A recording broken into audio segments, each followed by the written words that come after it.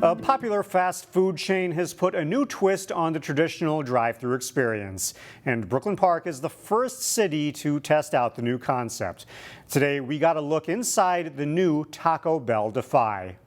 Today is really something amazing. This is an industry innovation. Taco Bell is a restaurant you see in nearly every major city or suburb, but you've never seen one quite like this. So upstairs we have the front counter lift and the drive-through lift. Brooklyn Park is now home to Taco Bell Defy. It is really an industry game-changing experience. A first-of-its-kind restaurant that completely reimagines the typical drive-thru. Born out of the pandemic by a couple guys asking a simple question: what's the biggest issue in your business? In a normal drive-thru, cars line up and every one of them has to funnel over to a single window to pick up their order. That model can create significant backups during a busy lunch rush. Taco Bell Defy aims to eliminate that problem. What this does is changes the dynamic, so rather than a funnel, we have a straight ordering pipe. Customers can go to one of 4 drive-through lanes. They first place their order at a kiosk. You just take your mobile phone and you would scan your QR code right here. Once the order is assigned to the lane, we just verify the customer's name. Meanwhile, in the kitchen up above, We lift up the top of the lift, that's where the magic happens. put the food in, push the 2 buttons, and it's on its way. Staff members send the food down a vertical lift system to the customer waiting below. The entire process takes about 2 minutes. Very futuristic, and people have said like raining tacos from heaven. During busy times, they'll have up to 17 people helping with food production. We've gotten a lot of good customer feedback. They expect to handle roughly 4 times the volume than the traditional Taco Bell, and while they admit there will be a bit of a learning curve, they're ready for the challenge. It's a pretty amazing facility. Golden Valley Police are investigating a carjacking at Theodore Wirth Golf Course. According to police, a man was walking out of the chalet on Friday when someone approached him at gunpoint. The gunman took his Audi convertible and $3,000 worth of golf equipment. Golden Valley Police recovered the vehicle the same day. Police are still looking for the carjacker. There have been at least 4 carjackings in Golden Valley this year. Yard waste is piling up in Robbinsdale. It's been an ongoing issue for weeks, and as CCX News reporter Sarah Tamer shows us, residents want answers. Front yards in Robbinsdale. This isn't the first time. Have looked like this for weeks. Just yard waste. People living here are waiting on waste management to come by. This is the 3rd week. Patience is running out. So now we have to haul it to the city shed. A little frustrated. These have been sitting here for a long time and the bottoms are starting to rot out. That's why the city provided this temporary drop-off site at Robbinsdale's Public Works facility. A lot of folks are contacting City Hall, phone calls, emails. Robbinsdale City Manager Tim Sandvik is aware of the problem. We understand that there are some issues with staffing and all things labor. If there's going to be some sort of cost reduction on our bill. Residents who are saying they paid for services that ultimately nothing happened, are they going to get reimbursed for those services? Absolutely. So we, under our organized collection contract, have a breakout of what those services cost.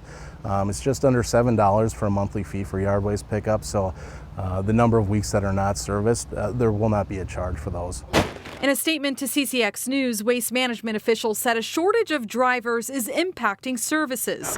For now, residents will have to take matters into their own hands. Yeah, I wish they'd hurry up and get this thing resolved. City officials say it's unclear when this temporary fix will turn into a permanent solution.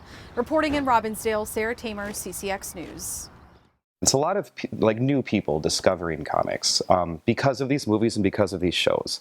So I think the industry is growing, and it's growing beyond just who you typically might think is a comic book nerd.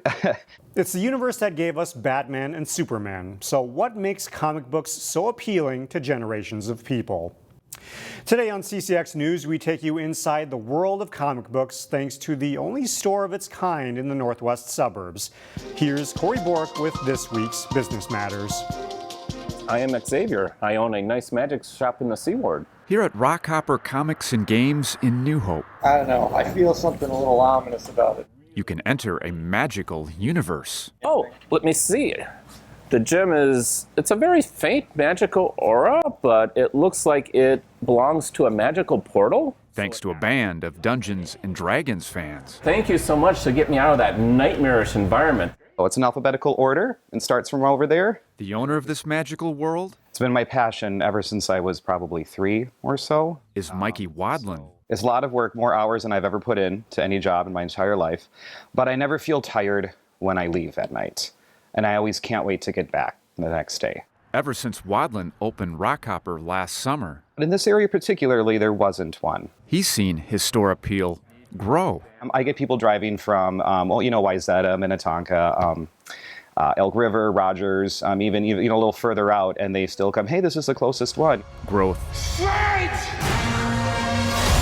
He says he can thank the big screen for. I think that the lockdown sort of made everybody kind of rediscover the things that they liked, growing up with. And for those new or getting back into comic books, Spider-Man is one of the many that keeps people coming back. Every person can relate to Peter Parker. I think he is the everyman. I think there's always something wrong going on in his life. And with literally hundreds of titles to choose from. Out of all the readers that come in here, Moon Knight and She-Hulk sell probably the best. You may wonder where to begin. It's my favorite customer, because who knows what the opportunity will bring. I mean, it's any kind of genre you can think of, right? Action, adventure, comedy, romance, sci-fi, fantasy, horror, a lot of horror stuff. People are really into that these days. And that's a land of imagination anyone can be a part of. I think they're very accessible to anybody. For Business Matters, Corey Bork, CCX News.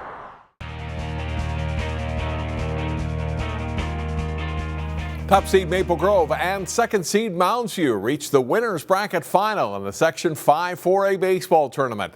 As Jason Malillo reports, the game lived up to expectations.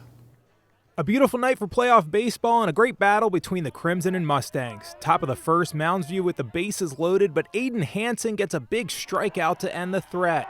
Bottom second, MG works a perfect squeeze as Brian O'Dwyer puts down the bunt, and Aiden McMahon scores the first run of the game. Bottom four, Zane Vitens punches a hit the other way, and McMahon comes around again for a 2-0 Grove lead.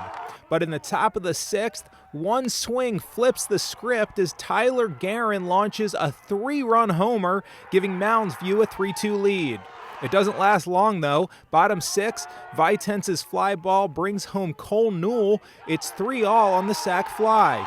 Bottom seven, still tied. Hunter Gerber at the plate for Grove. His fly ball is high and deep, but caught at the fence, and we go to extra innings. Top eighth, runner on third. Jacob Kilzer makes a great catch on the fly ball, but Hayden Spurbeck tags and scores. Mustangs go up 4-3. Bottom eight, O'Dwyer laces a hit to score McMahon, and it's 4-4, and we play on. Bottom nine, Grove gets the potential winning run on as Devin Hornbacher laces a hit. Then Gerber pokes the low pitch for a hit. It gets by the Mounds outfielder, and Hornbacher hustles all the way around and scores as the Crimson win a thriller 5-4 on the walk-off knock by Gerber. Jason Malillo, CCX Sports. Maple Grove now plays for the Section 5 championship Wednesday at 6 p.m. at Osseo High School. The state track and field meet gets underway later this week. 4 local schools are part of Section 5 3A, and several local athletes qualified for state on day 2 of the meet. Section 5 AAA track and field finals at Forest Lake High School. Let's start with a couple of field events. This is Addison Kapitsky of Champlin Park in the girls' shot put finals. Her best toss is 43 feet. She also won the discus and will throw at state later this week. Lorenzo Andrews of Champlin Park wins the boys' long jump. His best leap is 21 feet, 10.5 inches. Now to the track and the girls' 4x100 meter relay. Perry Bork anchoring Champlin Park to a win in 49.52 seconds to qualify for state. Boys 4x100 relay and Champlin Park way out in front. The Rebels anchored by Emmett Tutt win easily in 42.83 seconds. Girls 400 meters. Maple Grove's Jordan Borsch on the left. LaBendra Ben of Park Center on the right. Ben stumbles near the end and veers into Borsch's lane. That disqualifies her from making state as the race runner-up. Borsch wins in 55.95 seconds. Boys 400. Mounds View's Dylan Wheeler in green in the middle of your screen wins in 50.92 seconds. Ahmed Kadar of Osseo in orange makes state with his second place finish. Girls 800, Osseo's Lex Davis closing late on Mounds View's Lauren Kath. Kath holds off to win in 2 minutes 20.85 seconds. Davis, though, makes state. Girls 200, and again it's Borsch and Ben battling it out. No DQs this time. It's another win for Borsch in 24.32 seconds. Both girls will run at state. Boys 200-meter dash. Richard Chudy of Champlin Park wins his second race of the day, coming home first in 21.85 seconds. Osseo's Malcolm Randolph finishes second. To hear reaction from some of these local state qualifiers, go to the website version of this story at ccxmedia.org. There are now 3 classes for the state meet, and the prelims and some field finals in Class 3A take place starting at 9 a.m. Thursday at St. Michael Albertville High School. The 3A finals begin at 4 o'clock Saturday afternoon, also at STMA. That's all for sports. More news after this.